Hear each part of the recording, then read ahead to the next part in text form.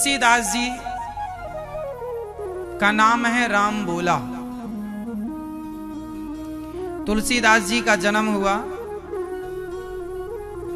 1554 में राजापुर गांव। जन्म लिया, जन्म लेते ही माता चल बसी, पिताजी चल बसे। गांव के लोगों ने कहा कि ये तो बड़ा अच्छा बालक नहीं है, इसने तो जन्म लेते ही अपने माँ बाप को खा लिया, मतलब अशुभ बालक है, माँ बाप मर गए इसके। तो उसे गांव में कोई एक अम्मा थी, वो उन्हें रोटी देने लग गई। कुछ दिन बाद वो भी मर गई। अब तो गांव के लोगों को लगा कि जो इसे रोटी देगा वो मर जाएगा। अब ये हल्ला फैल गया कि जो इस बच्चे को रोटी देगा, जो इस बच्चे का पालन पोषण करेगा, ये अशुभ बालक है। ऐसी भ्रांति हो गई, भैया कोई रोटी नहीं देता। सबको जान प्यारी है कि ये बालक को जो रोटी देगा मर जाएगा। कोई गांव में रोटी नहीं देता। छोटे से थे तुलसीदास जी, तो एक दिन रो रहे थे। भूखा बच्चा क्या करे, रोएगा। तब माता सीता, माता लक्ष्मी सुंदर सा रूप बनाकर आई, भोजन लेकर आई और रोज वो उन्हें पालन किया करें, खिलाया पिलाया करें। तुलसीदास जी ऐसे, उन्हें पता नहीं कि ये जो माँ है ये साक्षात लक्ष्मी जी हमारा पेट भरने आती हैं। वो तो एक सामान्य स्त्री की तरह देखते, माँ है चलो। कुछ दिन बाद थोड़े जब समय हुआ, वो बड़े हो गए तो अपना कुछ कमाते, कुछ भिक्षा मांगते और खाते। अब माता जी आना छोड़ दी, तू बड़ा हो गया, छोटे थे ना तो पालन किया, बड़े हो गए हो, चलो करो अपना। तुलसीदास जी को कुछ दिनों के बाद विवाह हुआ। बड़े ज्ञानी होगा ना तुलसीदास जी, पढ़ लिख गए तो योग्य हो गए। लोगों को लगा बच्चा पढ़ लिख गया है, अब योग्य लड़का है। तो किसी पिता ने अपनी बेटी दे दी और तुलसीदास जी का विवाह हो गया। पहली बार तुलसीदास जी को प्यार मिला। प्यार समझ में आया कि प्यार किसे कहते हैं। लक्ष्मी जी तो आके प्यार से खिला पिला कर चली जाती थी, इससे ज्यादा नहीं। आज पत्नी को देखकर, पत्नी से मिलकर, पत्नी को बगल में बिठाकर उन्हें ऐसा लगा कि कोई अपना है और उन्हें बहुत अच्छा लगा। तुलसीदास जी अपनी पत्नी से पहली बार में इतने अटैच हो गए, इतने आसक्त हो गए कि अब ऐसा लगता है कि यदि एक पल के लिए इससे अलग होऊंगा तो प्राण निकल जाएंगे। इतना प्रेम हो गया। पत्नी के साथ वो रहने लगे। दिन भर वो पत्नी को ही देखते रहे, पत्नी के पास रहे, थोड़ा ले आए कमा कर दें, पत्नी बनाकर खिलाए, और बस दोनों मस्त रहे। एक दिन तुलसीदास जी कहीं गए थे काम में, गए होंगे कहीं गांव में किसी काम से।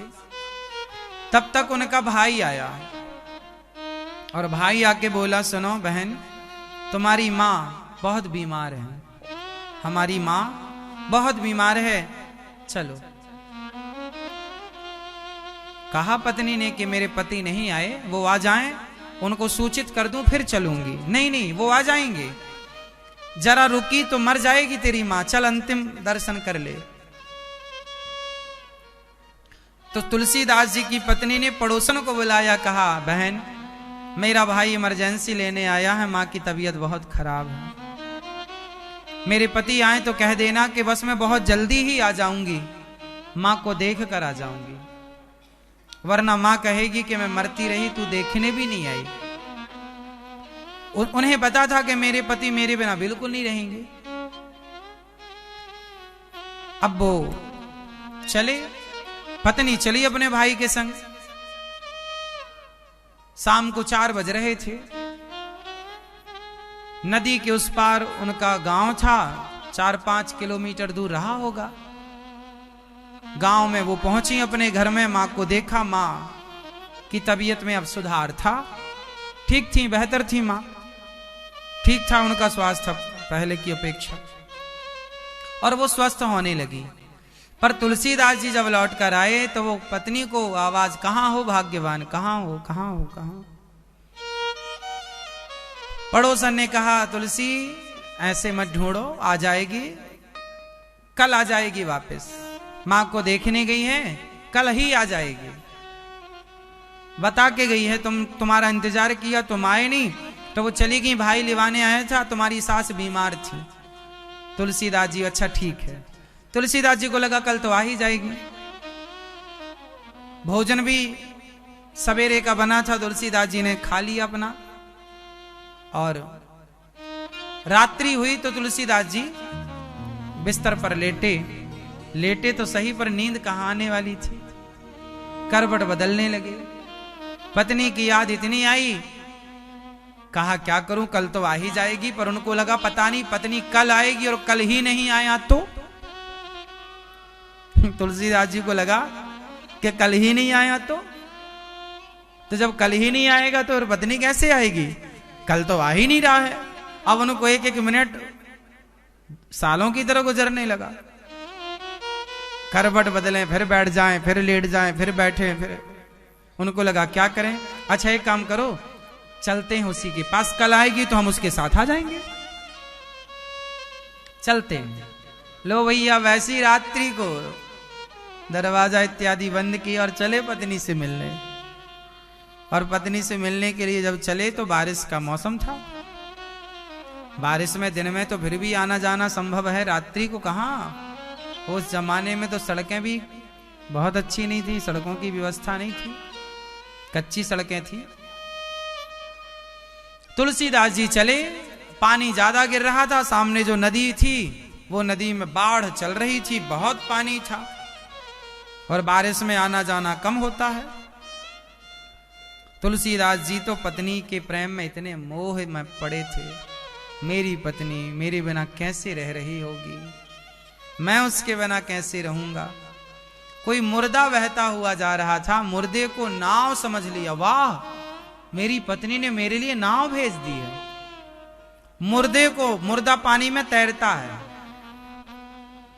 मुर्दे को नाव, मेरी पत्नी ने इतना प्यार करती है, मेरे लिए नाव भेज दी। देखो देखो तुलसीदास जी का प्रेम, कि वो मुर्दे को नाव समझ रहे हैं। प्रेम में अंधे हो गए ना। आदमी अंधा दो बार होता है, कहां कहां।